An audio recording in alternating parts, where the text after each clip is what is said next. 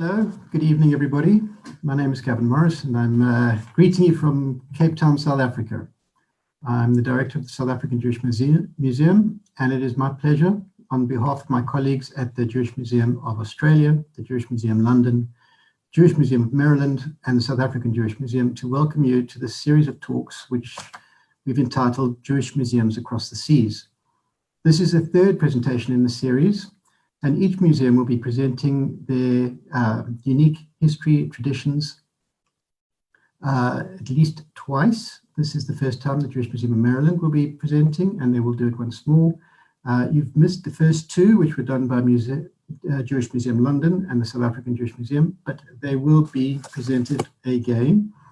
At the end of this webinar or talk, you will be given links where you'll be able to see when these talks will take place again, as well as you're welcome to go to any of the four museums' websites where you'll find the full schedule. Before we get started, I ask your patience with any technical glitches that might occur this evening. If you do have any problems, please just type them into the chat button and our tech team will try and assist you. Tonight, we will have real-time captioning. To view the captions on Zoom, click the Close to Caption or the CC button at the bottom of your screen. If you prefer to view the captions in a separate window outside of Zoom, you can access them via a link in the chat. Today's presentation will last approximately 45 minutes and will be followed by a 15-minute Q&A. If you have any questions for the speaker, please just type them into the Q&A feature at the bottom of Zoom. And for those of us who are joining on Facebook, just please type your questions into the comment field on Facebook, and we will pass them along to the moderator who will be doing the Q&A. At the end of the webinar, you'll be directed to a survey. Please take some time to fill it in. We find the feedback we get very informative and very useful, and helps all of our museums structure our offerings to use that much better. The talk following tonight's talk will be given by myself. It will take place at 7 p.m. South African time on Sunday, 6 p.m. on the UK time, 1 p.m. on the US East Coast, and unbelievably at 3 a.m. in Australia. The talk is entitled South African Jewry, Before, During, and After. Today's presentation, however, will be from the Jewish Museum of Maryland. It's entitled American History Through a Baltimore Lens. It will be presented by Marvin Pinkett, the Executive Director of the Jewish Museum of Maryland. Marvin has served as the Jewish Museum of Maryland's leader since 2012.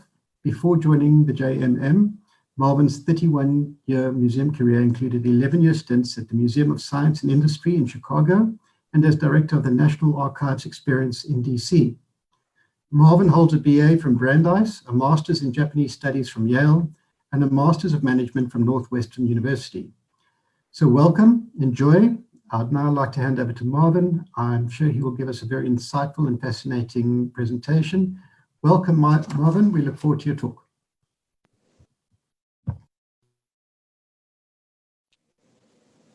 Thank you, Gavin. There are at least three challenges to doing a live global seminar. The first involves time zones. If you catch me saying this afternoon, it's not because I don't realize it's evening in England and South Africa, or pre-dawn in Australia. It's because the sun is finally shining overhead after some terrible flooding rains in the last 24 hours. It's also why we're going to run this program again at 10 p.m. on August 22nd, though my deputy has volunteered to take my place for that one, since it runs past my bedtime. The second challenge is accents. Though the participants in this museum exchange all come from English-speaking countries, you may have noticed we don't all speak the same English. But if you have difficulty understanding me, don't blame it on Baltimore. I'm a native of Chicago, and that's where my Frank Lloyd Wright tie comes from and where my roots are. Finally, I'm aware of the fact that many loyal local fans of the Jewish Museum of Maryland are on this call, who are already quite familiar with Maryland's Jewish history. I ask for your patience as we go over well-traveled ground in explaining the last 400 years in the next 40 minutes to our guests from overseas. But to keep you engaged, we've added a few quiz questions as we go along to test yourself on that Baltimore knowledge. So let me begin with a little context. Maryland is the 8th smallest state in the United States. It rests along the dividing line between North and South, wedged between Virginia and Pennsylvania. This position on middle ground, a slave state that stayed in the Union, a place that pundits have occasionally described as combining Southern efficiency with Northern charm, this location has shaped, in large measure, a unique local history. Baltimore is by far the largest city in the state, but like most of America's big cities, it is not the capital of the state. In the early 19th century, this was America's first boomtown, its first Silicon Valley. The railroad, the telegraph, and gas lighting all began in Baltimore. Look a little below the surface and you'll find that this innovative, sometimes quirky spirit still exists. The Jewish Museum of Maryland is one of more than 70 Jewish museums or museum-like institutions in the United States. Our distinguishing feature is not our size, although we are well above the median footprint for a Jewish museum, and our collection holds more than 13,000 objects, 55,000 photos, and thousands of boxes of archival records, plus 2 historic synagogues. Our distinguishing feature is that we are all about the everyday lives of people, from comic book writers to scrap dealers, from clothing entrepreneurs to astronauts, navigating their Jewish identities in America, alternately standing out and fitting in to American society. So let's go back to the very beginning. Dr. Jacob Lombroso, whose image I do not have a copy of, arrives in Maryland in 1656. He is initially successful, but then is arrested for blasphemy twice. After Oliver Cromwell takes power in England, Lombroso is released. But this ambiguity about tolerance is to become a defining quality of Maryland for most of the next 2 centuries. Maryland's very origins were tied to issues of toleration, as a charter granted Cecil Calvert, the second Lord Baltimore, permitted him to imagine that the colony might become a refuge for his fellow English Catholics. That dream was short-lived. In 1688, following England's Glorious Revolution, Maryland's Protestants rebelled against the Calverts, taking over the government, burning Catholic churches, and moving the colony's capital from Catholic St. Mary's to Protestant Annapolis. Eventually, they banned Catholics from voting or holding office. This was the situation in the 1770s when the first Jewish merchants set up businesses in Baltimore. 2 of the most prominent early families were the Eddings, who migrated via York, Pennsylvania, and the Cohens, who came from an established Jewish community in Richmond, Virginia. Both families had their origins in Germany, but at least in America, they followed Sephardic rather than Ashkenazic rites. This makes Baltimore, along with Philadelphia and New York, as the only 3 major cities in America to experience every wave of Jewish migration, from the Sephardim of the 18th century to the Russian and Iranian refugees of the late 20th century. Which takes us to our first quiz question. Trillian? Hello. Yes. So here we go. Our first question. Let's see how everybody does. So where will you find the oldest synagogue still standing in the US? New York, New York, Charleston, South Carolina, Newport, Rhode Island, or Richmond, Virginia? So just press on the button that looks like the one that you think is right. Those of you joining us on Facebook, if you can pop your answer into the chat feature, and our tech team will make sure we get the answer for that as well. Gonna give it a little bit longer. Looks like almost everybody's already voted. Okay, last vote's in, and I'm gonna end the polling. Perfect. Okay, so it looks like with 75%, the response was Newport, Rhode Island, followed with 22% went for Charleston, South Carolina. Marvin, what's the correct answer? The correct answer is Newport, and the folks who guessed Charleston have the number 2. And of course, here in Baltimore, we have number 3. So it's terrific. I can see that this group is going to find these questions maybe too easy, but we'll work on it. Fantastic. So in the years leading up to the American Revolution, Baltimore experienced a growth spurt, attracting new immigrants as well as internal migrants like the Cohens and Eddings. They did very well for themselves, as is illustrated by these luxury items: an ice bowl, a wine cooler, and a decanter from our collection that belonged to the Cohens. but the newcomers were often still the object of hostility from their neighbors. When Maryland went from colony to state in 1776, they replaced the oath to King George with a provision in the Constitution that provided that a Christian oath was required to hold office, serve in the militia, or to be a witness or juror at trial.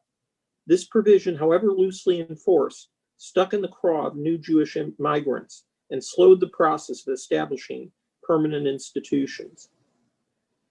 The Eddings did purchase land for the first Jewish cemetery in 1797, but for most other aspects of Jewish ritual life, the residents of Baltimore just made the long trek to Philadelphia. For those of you who might imagine that the American Bill of Rights provided some protection, I would hasten to point out that the common understanding until the Civil War was that the provisions of those amendments applied to federal matters, not state jurisdiction. Theoretically, a Jew could have run for president of the United States, but not for dog catcher in Maryland. Each year, a petition would be made to repeal that section of the Maryland Constitution, but it gained little traction. At the time, there were fewer than 125 Jewish residents in the city, so there was no political incentive to amend the law. It was, in fact, a Presbyterian legislator from the village of Hagerstown, Thomas Kennedy, who took up the cause and promoted a law known as the Maryland Jew Bill. The most prized object in our collection is this 1819 polemic supporting passage of the Jew Bill. Kennedy had secured letters of support from three former presidents, John Adams, Thomas Jefferson, and James Madison, and editorials from as far away as Natchez, Mississippi, decrying bigotry in Maryland. The law isn't passed in 1819, and Kennedy is actually defeated for re-election by a candidate accusing him of being a traitor to Christianity. But when he wins back office, and he persists, and in 1826, the Jew Bill becomes law. And in the subsequent year, Solomon Edding and Jacob Cohn joined the city council as Maryland's first elected Jewish public servants. Before I leave the early period, I have to share the story of Jacob's younger brother, Mendez Cohn. Mendez, as a young man, served as a volunteer in the defense of Fort McHenry. One of Baltimore's many nicknames is the birthplace of the Star-Spangled Banner, our national anthem, which took place after the defense of Fort McHenry. I suppose we need to thank the British Navy for that honor. In any case, as Mendez family's fortune grew, first in the lottery business and then in banking, Mendez Cohn gained the luxury of becoming a world traveler. He stopped in England to share with Nathan Rothschild how Maryland had accomplished the project of achieving full civil rights for Jews. This was one of Rothschild's objectives for England.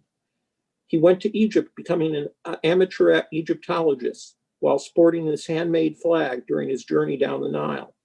And he became the first American Jew to visit the Holy Land. You'll find more of Mendez's amazing story on our website. Having achieved some political stability, the small Jewish community of Baltimore set about the task of making a permanent home. In 1829, the state's first congregation was chartered, Nidchei Yisrael, the Scattered of Israel. As this map shows, as late as the 1820s, Baltimore was still at the edge of the Jewish world. The brown areas on the map represent density of Jewish population. But in the coming decades, a steady stream of German and Central European immigrants swelled the Jewish population.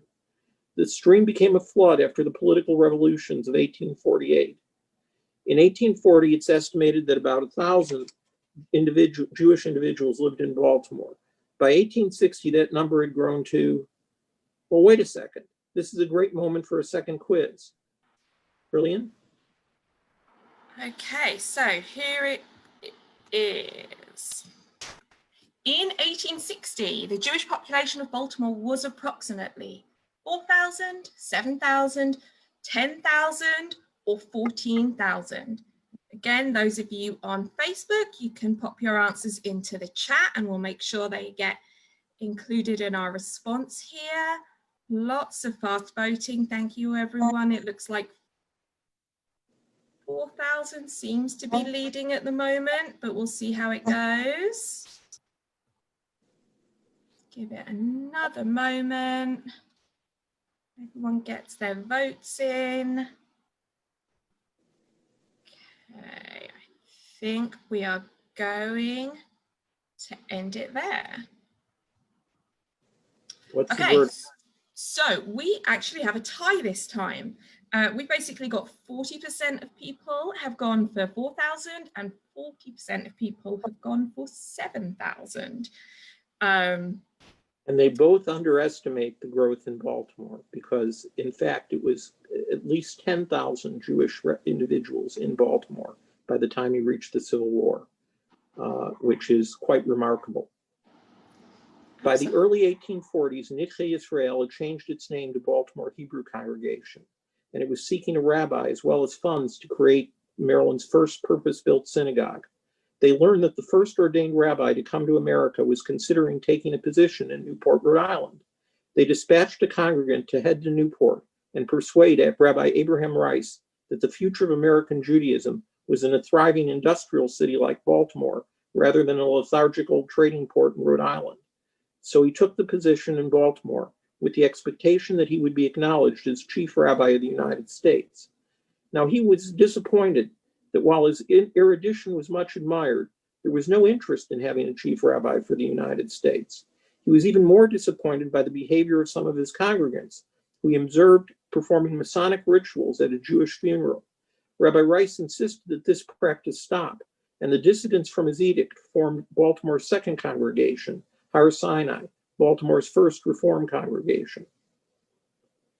Work continued on the synagogue building, which is, for those of you who saw my slide at the opening here, the place where I appear to be seated now, not because I'm actually in the Lloyd Street Synagogue, but because it's far more attractive than my basement is.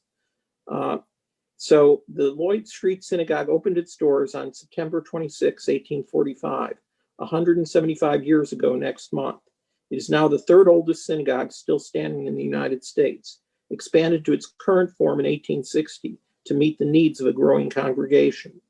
I would like to invite all of you back here for our grand celebration of the synagogue's 175 years that we'll be hosting via Zoom on October 1st.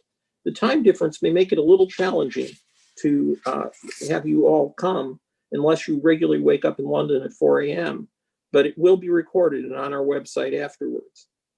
Rabbi Rice eventually grows so disenchanted with the lax behaviors of his congregants that he quits the congregation, declaring, "I'm not sure it's even permissible to be a Jew in this land, with so many people not keeping kosher, violating the Sabbath, and thousands intermarrying." He forms a smaller, more traditional congregation and a dry goods store to sustain himself. Well, the next chapter we're going to deal with is kind of difficult to talk about, so it seems like a good time for another quiz question. Brilliant, are you ready? I am. Thanks, Marvin. Okay, so up next, in the American Civil War, about how many Jewish soldiers served?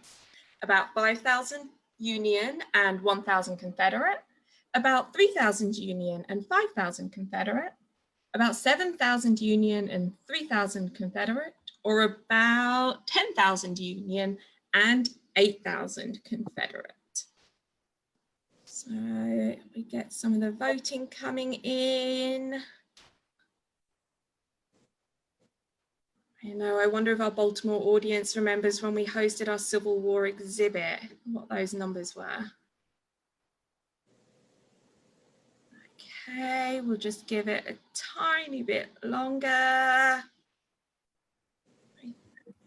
think that is it. So Marvin, it looks like our local audience has remembered from our exhibit. The top answer at about 50% has come in with about 7,000 Union and 3,000 Confederate Jewish soldiers. That is correct, and it's roughly proportional to the Jewish population in the U.S., North and South. But these aggregate numbers do not reflect Maryland's sympathies. Maryland's politics in the late 1850s is dominated by the Know Nothing Party, a party which earned its nickname through its secretive practices. The Know Nothings were in equal measure anti-Catholic, anti-immigrant, and anti-Black, and used their muscle, grouped with colorful names like the Plug Uglies, to keep their opponents from the polls. Less than 1% of Marylanders voted for Lincoln in the election of 1860, and the Know Nothings were responsible for some of the earliest violence in the war, the so-called Pratt Street riots shown here. In the Jewish community, support for slavery or abolition also became entangled with questions of religious reform. Rabbi Rice and Baltimore Hebrew's new rabbi, Rabbi Bernard Illoway, defended the South on the grounds that there were no Talmudic prohibitions on the general practice of slavery and decried contemporary rabbis for inventing new laws.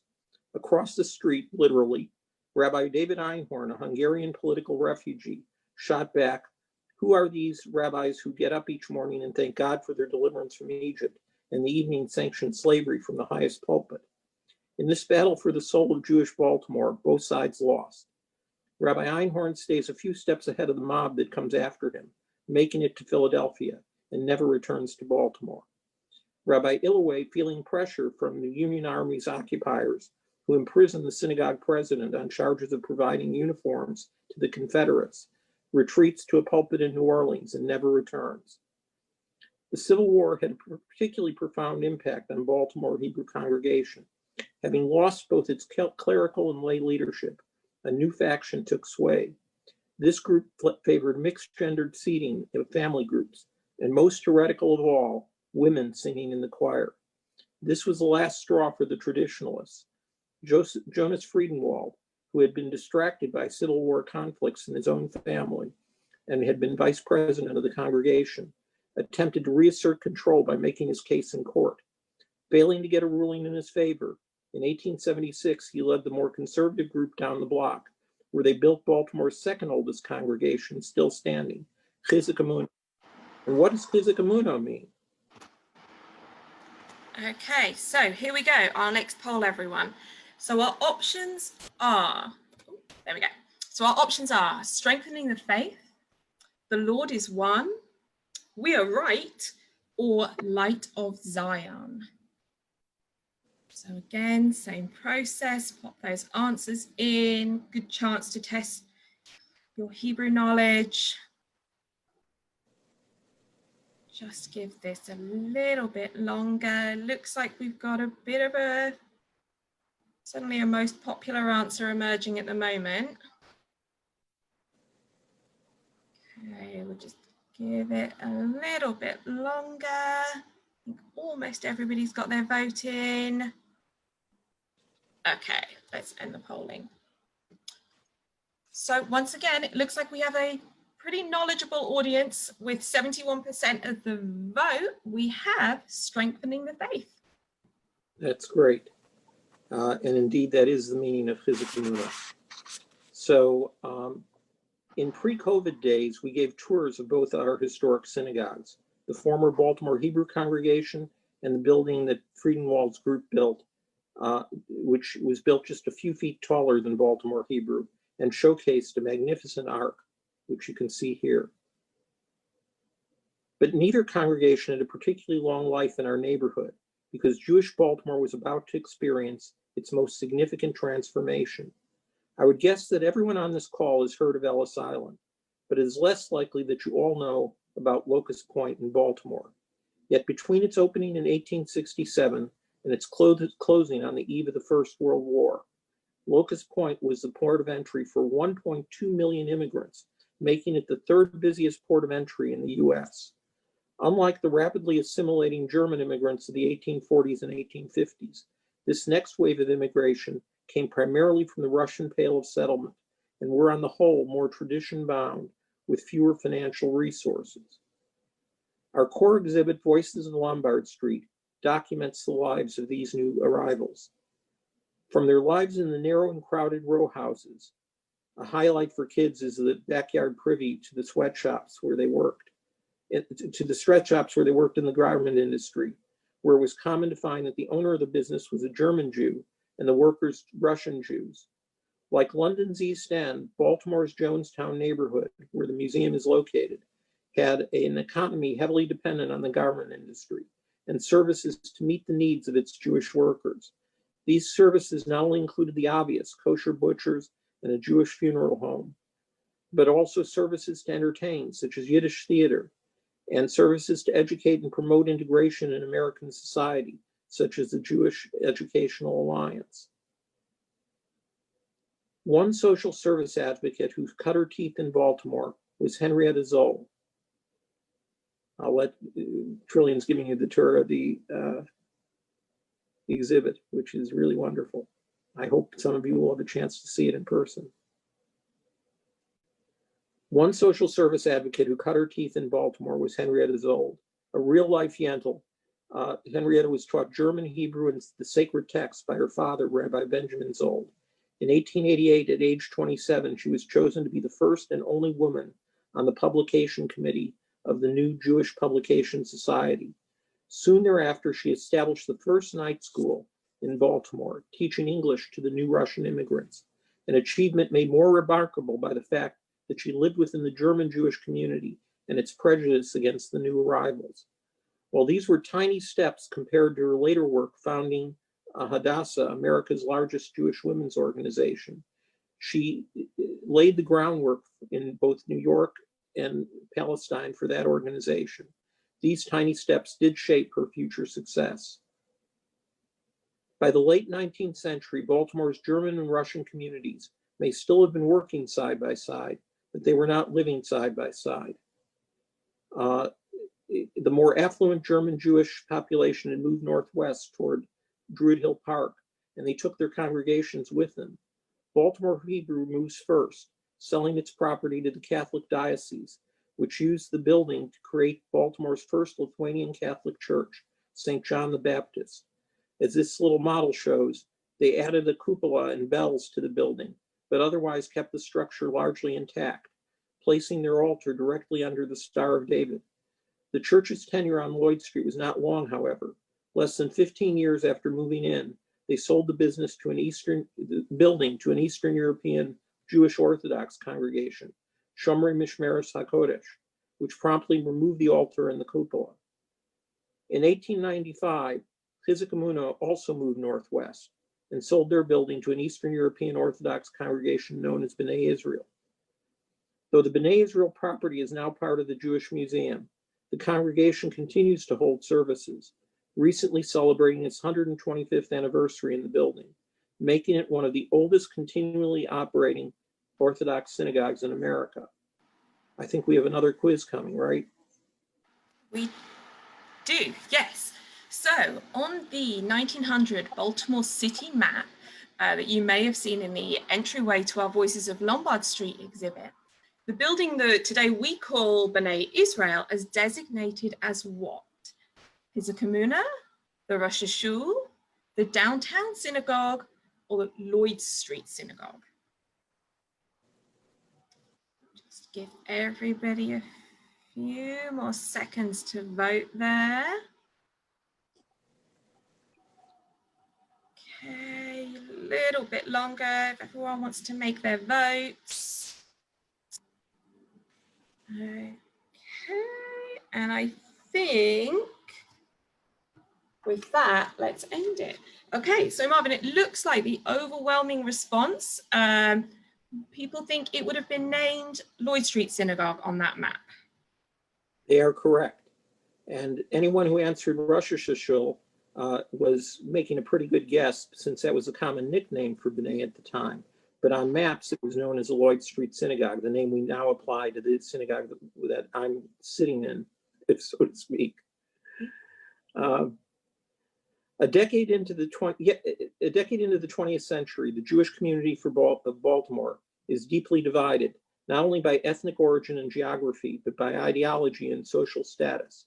The mainly Russian, mainly Orthodox residents of Jonestown include leaders of a new aggressive labor movement, while the mainly German origin, second and third generation families of Upper Baltimore include many of the city's leading entrepreneurs and captains of industry.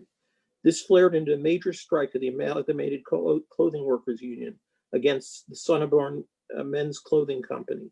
The strike was settled with a landmark labor agreement in 1914. Not coincidentally, Sonneborn was a major supplier of military uniforms, and events in Europe that year foreshadowed increased demand. Another major breakthrough occurred at the end of World War I. For over 30 years, the community had run two separate fundraising efforts and had separate service organizations dedicated to the German and Russian segments of the population.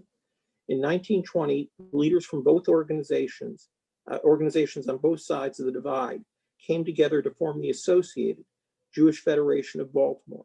This November will mark a century of service by the Associated and its constituent agencies to Baltimore's Jewish community. I admit that I may be slightly prejudiced here, in that the Jewish Museum of Maryland is one of those constituent agencies, and the Associated has been a key partner in helping this museum survive the pandemic. And there was good reason to unite in the 1920s, as there was a massive rise in xenophobia, racism, and anti-Semitism in the wake of World War I. The Ku Klux Klan rapidly grew its membership in Maryland as well as in other parts of the country. The new immigration law of 1924 was targeted at restricting immigration from Southern and Eastern Europe. The Jewish community protested the new policy, but to no avail. Even Hitler's rise to power did not open the door to most Jewish refugees. Among the small number that made it to Baltimore before and immediately after World War II emerged some of the city's most prominent business people and scholars. You might not guess that one of the largest objects in our collection is a ship model.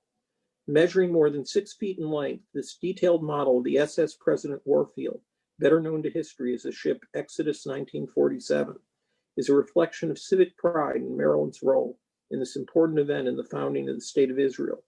It is a Maryland scrap dealer who purchases the ship from government salvage, Maryland workers who retrofit it for an ocean voyage, and its journey to Palestine begins in Baltimore. Speaking of guessing, it's time for our last question. Go ahead. Okay, so here we go, everybody. In what census does Baltimore reach its peak population? 1950, 1960, 1970, or 1980? Give everyone a moment to pop their answers in there.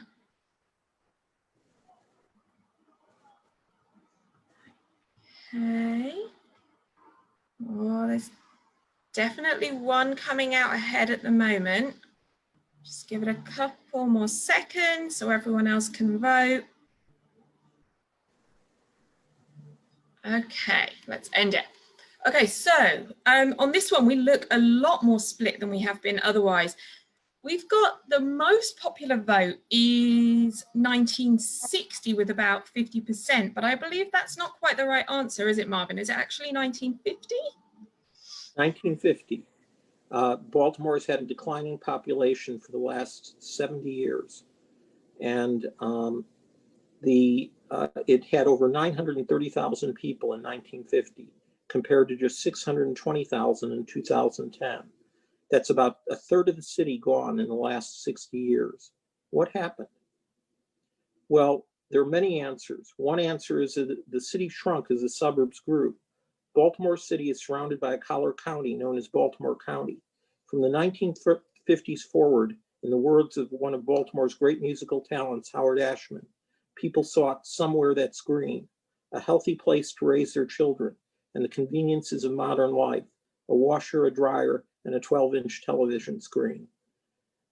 The price of this decision is also well documented by another Baltimore movie talent, the director Barry Levinson. I commend to you in particular the movie Babylon, which tells the story of one family's journey from a tight-knit, multi-generational life in the city to a totally atomized, sterile existence in suburbia. But to be fair, it's not just the American dream that puts Jews in Baltimore on the move. Starting as early as World War I, Baltimore real estate developers had come up with a practice of covenants, restricting some neighborhoods of the city from African American and in some cases Jewish residents. By manipulating these regulations in the 50s and 60s and stoking fear and in some cases hysteria about the influx of African American neighbors, they contributed to Jewish participation in so-called white flight. Of course, suburbanization is only one factor in Baltimore's depopulation. The deindustrialization of America ultimately put an end to most of the textile and steel industry, while the state's growth in the fields of healthcare and science, space science were impressive. They did not make up for job losses in the industrial sector. Even air conditioning played a role, making states that were difficult to live in, like Florida and Arizona, attractive to Baltimore snowbirds. The movement out of the city left a neighborhood like Jonestown a shadow of its former self.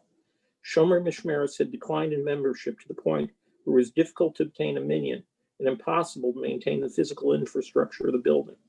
The city of Baltimore suggested that the historic structure be torn down and replaced with a parking lot. Wilbur Hunter, the non-Jewish director of the Baltimore City Museum, said, "You can't do that. This is among the dozen most historic structures in the city." He worked with and cajoled the city's synagogue directors to form the Jewish Historical Society of Maryland, which restored the building and opened it to the public in 1864. That restoration has since been improved on with further archaeological studies several times since. The most recent restoration brought back the 1860 paint color of the building, made to resemble the U of stone. In 1984, B'nai Israel building also needed treatment, and this time the terms of the deal involved an agreement to build a museum structure in between the two synagogues. And so in the 1990s, the Jewish Historical Society was replaced by the Jewish Museum of Maryland. Now, up until this point, I've been talking about Baltimore and Maryland as though the terms were interchangeable. In fact, many of Maryland's small towns have had a continuous Jewish presence since the mid-19th century. But the plain truth is that the vast majority of Maryland's Jews lived in Baltimore up through the Second World War. This is no longer the case. Just as the suburbs of Baltimore had grown in the 50s and 60s, massive expansion of the federal government and its contractors occurred in the same period of time. The growth was magnified by the fact that informal barriers to Jews seeking federal employment were largely erased in the civil rights era. This means that today Montgomery County, just outside of DC, has 120,000 Jewish identifying folks, by far the jurisdiction with the largest Jewish population in the state. The civil rights era had many notable events, many recently revisited with the passing of Congressman John Lewis. Among the most important of these in Baltimore was the desegregation of Gwynn Oak Park, amusement park. Like many amusement parks in America, it was built by the trolley company at the end of the new trolley line in the 1890s. One of the few parks to survive the Great Depression of the 1930s. By the 1950s, it was privately owned and enforced a strict whites-only policy. Every year from 1955 to 1963, the Congress on Racial Equality held protests in the park that led to arrests and injuries for the protesters, but no change in policy and little notice from Baltimore's white community, both Jewish and Gentile. But in 1963, the atmosphere changed. National events like Dr. King's letter from the Birmingham jail and sit-in protests in the American South had begun to awaken the conscience of the nation.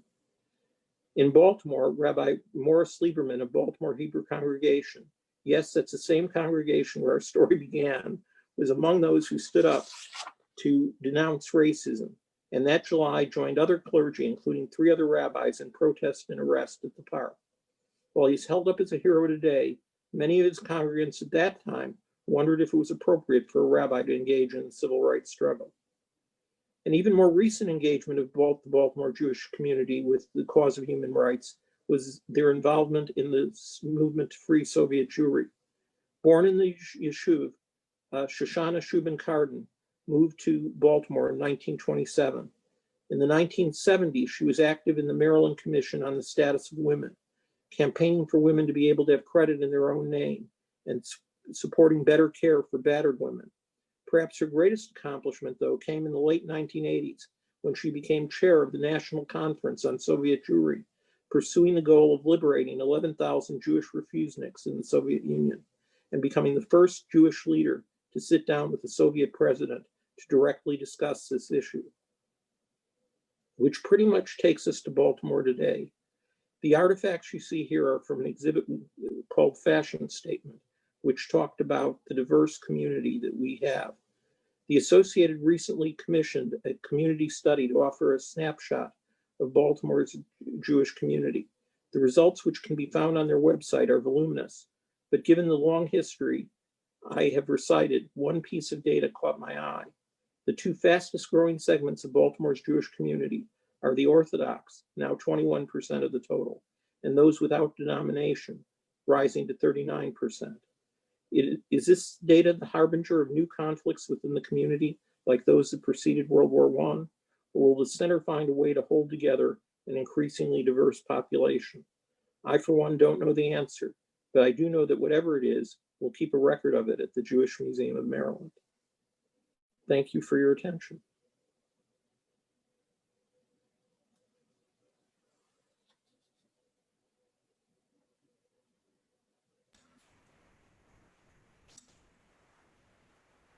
Lisa? Thank you so much, Marvin. That was a really brilliant presentation. It was so interesting to hear about the history of the Jewish community in Baltimore. So thank you very much. I'm Lisa Shames. I'm the Senior Learning Manager at the Jewish Museum of London, and we are now opening the Q&A session for the presentation. So if you do have any questions, please pop them in the Q&A feature, and I will present them to Marvin. Excellent. I will get us started perhaps then with a question. I'm interested in what you were mentioning about at the end, the kind of exhibition where you were showcasing the Jewish community today. And I'm interested if the Jewish Museum Maryland has been doing any sort of, or what sort of contemporary collecting to represent the community to represent the community today. Are you still collecting objects? Very much so. We've collected objects that are from the LGBTQ community. We've been collecting objects from Jews of color. We have made special efforts to collect materials related to COVID-19 and the experience of the Jewish community in COVID-19. We all have a sense that we're living through history, and I think that that's a valid assumption. And so it's important that we collect that history. Definitely, I would definitely agree. I think that's really great to hear. So we've had a couple of questions coming in. One of them is about the map you displayed of the Jewish populations around the world. Is it true that there is a large Jewish population in Cuba? Perhaps. In the map in 1800, there was a significant Jewish population in the Caribbean. I can't speak to. Would have to call the map maker to find out whether Cuba is particularly large. But technically the second oldest standing synagogue in the United States is in St. Thomas, Virgin Islands. Because that's actually older than either Charleston or Baltimore. Wow, that's really interesting. I didn't know that. We've had another question about the expansion plans of the Jewish Museum Maryland. If you could talk about what that might be. Well, we have what we're calling the evolution plan, which includes physical expansion, but also includes an expansion of mission. So let me speak about our mission first. We've always seen ourselves as a place that provides memorable experiences. And so we have endeavored to create exhibits that stick with you long after you've been in the museum. But now we're talking about moving from memory to action. And in doing so, we're talking with people like the International Sites of Conscience, which also has a very similar mission, to see what we can do to move our audience in the direction of not only thinking about what they've seen, but acting on it. And so we're partnering with the Jewish Volunteer Connection, a local agency of the Associated, to create new space here that will be a hub for Jewish Baltimore in terms of its engagement with the city. And that is temporarily on pause, but we hope that it will be reignited as soon as we're past COVID. Brilliant. We've had another question. What attracted Jewish people to Baltimore? Why was it one of the early centers of Jewish settlement in the US? Well, as I mentioned, it wasn't actually an early center of settlement. Richmond had a synagogue before Baltimore, so did, but it since was torn down. York, Pennsylvania had a small Jewish community before Baltimore did. But what attracted people was the enormous economic growth that the city provided. And it became a magnet for people with creativity, with people who were looking to experiment, It was, for example, in the 1850s, a center for the development of photography in the United States. And many of those photographers were actually Jewish. Oh, wow, that's really interesting, actually. We've got quite a few questions coming, so this is really great. Right, so this is, I think, about the photograph that you showed in the 1960s, perhaps. How were the early Jewish protesters at the amusement park representative of the broader community at the time? They represented a section of the broader community. That is, that there were progressive elements within the Jewish community that clearly were moved by what was happening in the civil rights movement. But they were not, that doesn't mean they were out without controversy. The people who were most active, the people who got arrested, had notes sent to them by colleagues even that said, is this a proper business for the Jewish rabbi to be arrested? So it was far less clear than it is today that they were going to be remembered as heroes. Excellent.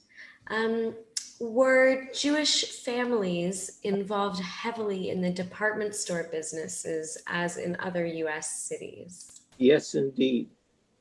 We have some great pieces in our collection from Hutzler's, from Hochschild Kohn, from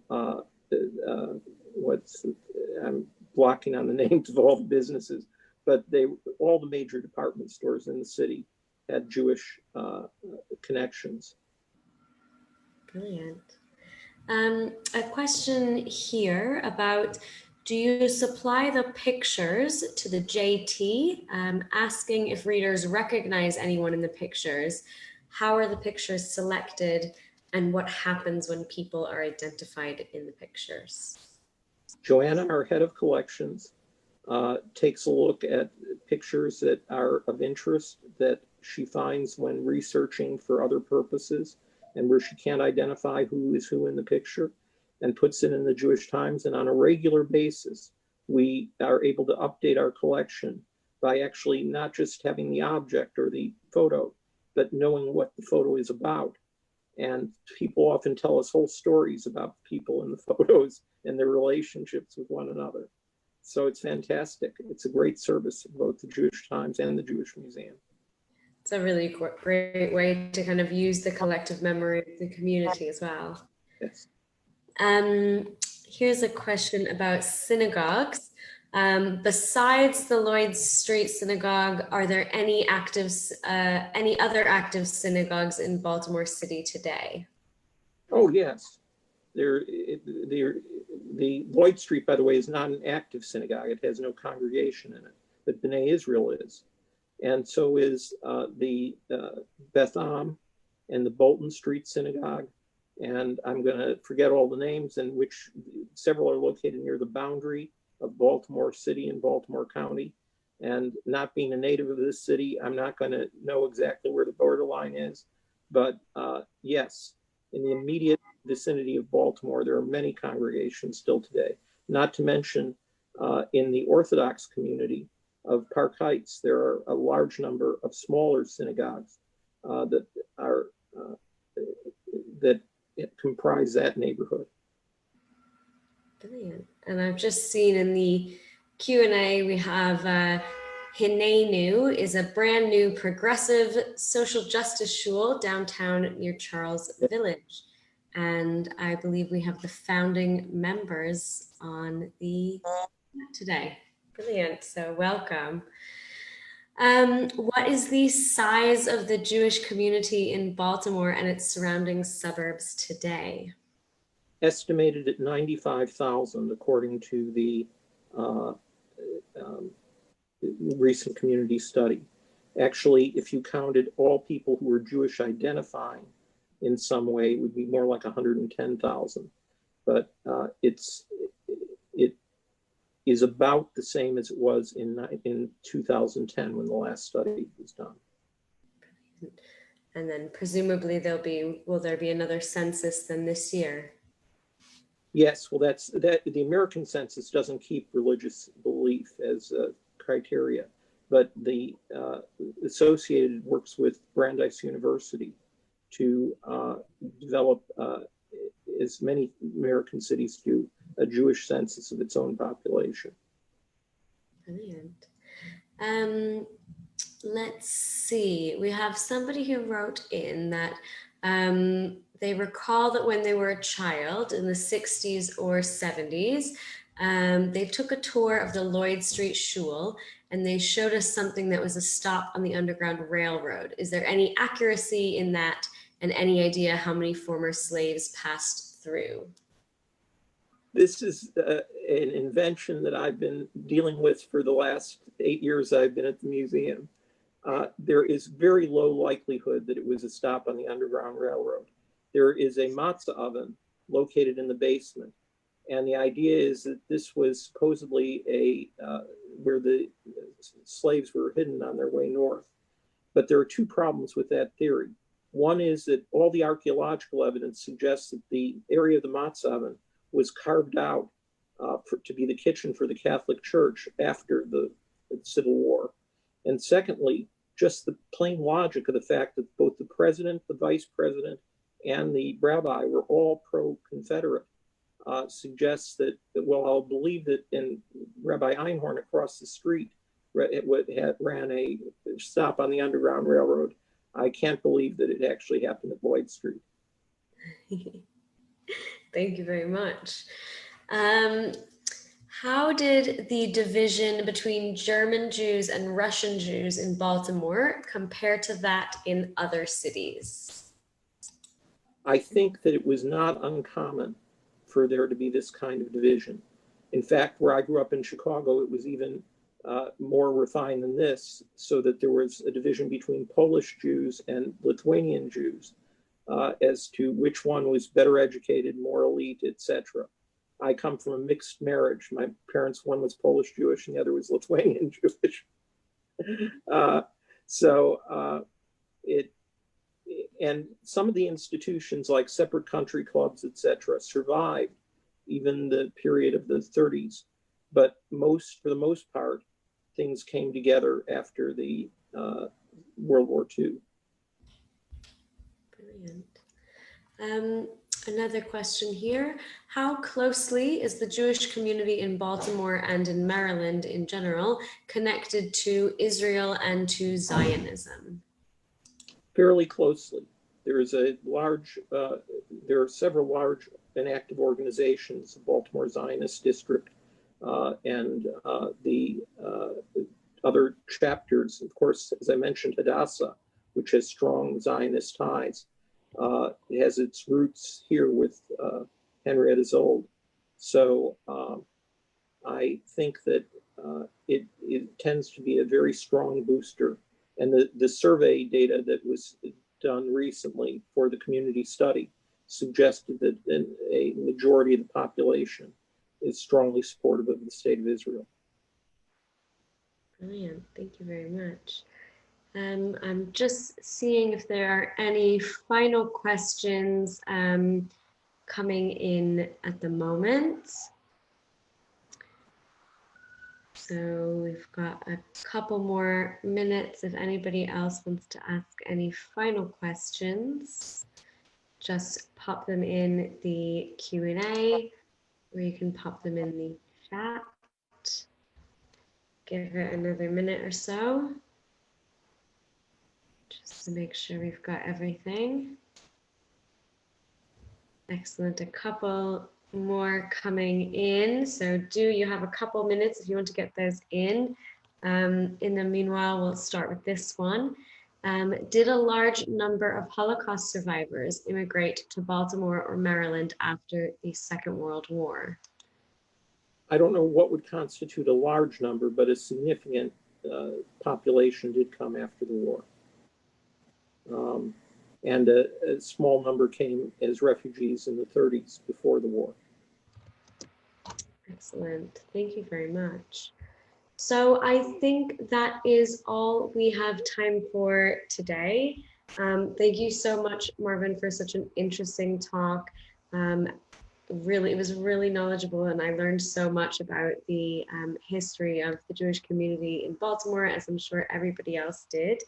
Thank you to our audience from around the world for joining us for this Jewish Museums Across the Seas program. When you leave the program, you will be directed to complete a short survey. Please do complete this, as it helps us to continue to deliver amazing programs like this to all of you. And do join us. The next program in the series will be on Sunday, the 16th. It will be, I'm going to get my time differences all wrong, but I believe 6 p.m. UK time, 7 p.m. South Africa time, which would probably make it 1 p.m. Maryland time. I hope I got that right, but they're putting it all in the chat. And it will be South African Jewry before, during, and after, presented by the South African Jewish Museum. So thank you so much for joining us today. Thank you, Marvin, and the Jewish Museum Maryland for today's event. And we hope to see you at our next event. Thanks to you, Lisa, and Gavin as well. Thank you.